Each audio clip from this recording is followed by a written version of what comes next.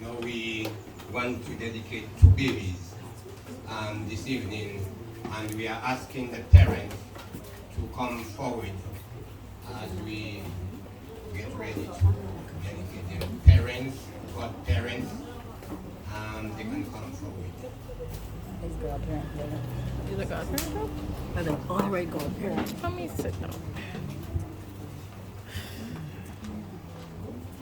Here we have a boy and a girl, and we have CAJLR-S, which is the mother of the girl, and the baby's name is Shakaya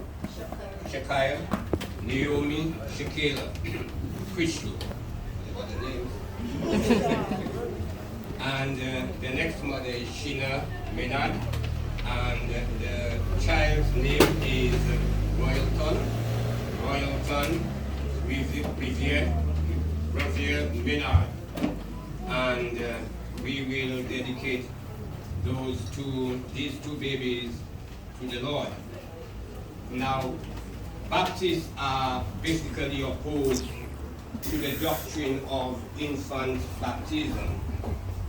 Many of them even seem to look with a degree of aversion, disinterest upon any form of ceremonial credence that is relevant to the dedication of unconverted children.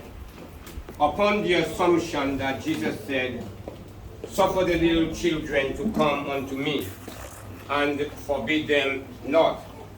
The idea is plain that he meant for the children to come unto him on their own volition, and not to be brought by the parents to become members of the church. Such assumption on the part of Baptists seems to be justifiable. Notwithstanding the idea of the foregone conclusion, one must admit that there is a vast difference between baptizing an infant and placing it upon the role of the church membership, and that of bringing it to the altar, that the blessings of God may be invoked upon it and its parents, so that it might be guided into the channel which ultimately leads to repentance and grace. Upon this belief, we as Baptists engage in the practice of blessing children at the request of their parents, not as an ordinance, nor as a mandatory policy of the church, but upon the request of the parents in the church. At this time, we will have a short exhortation by Pastor Wendell Clark to the parents of the children.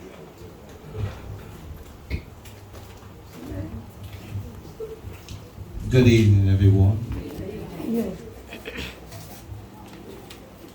I'm glad for the opportunity to minister in word to the parents.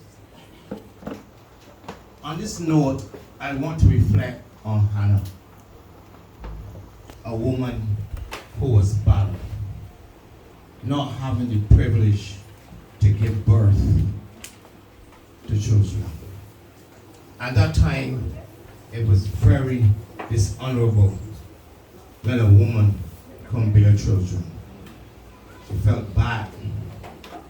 But what Hannah did, Hannah went to the Lord and prayed.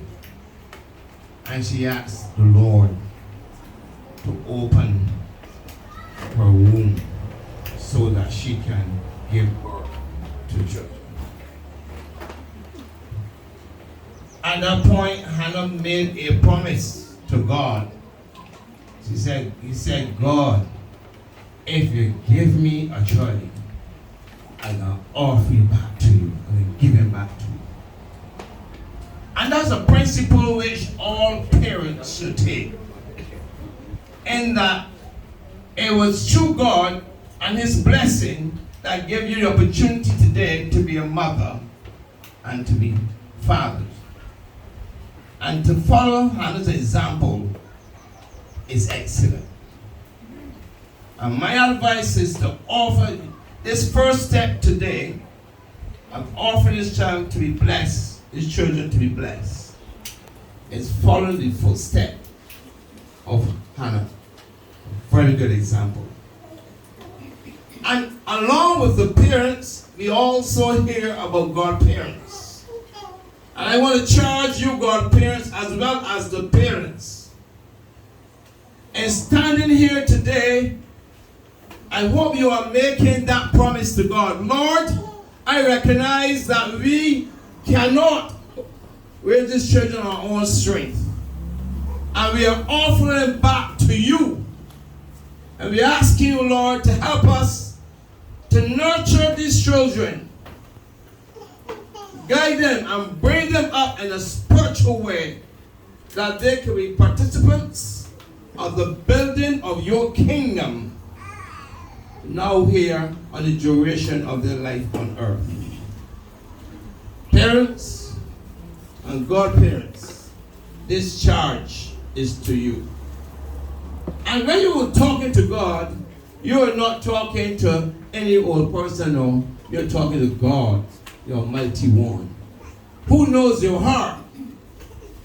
And when you say, let your yea be yea, and your nay be nay before Him.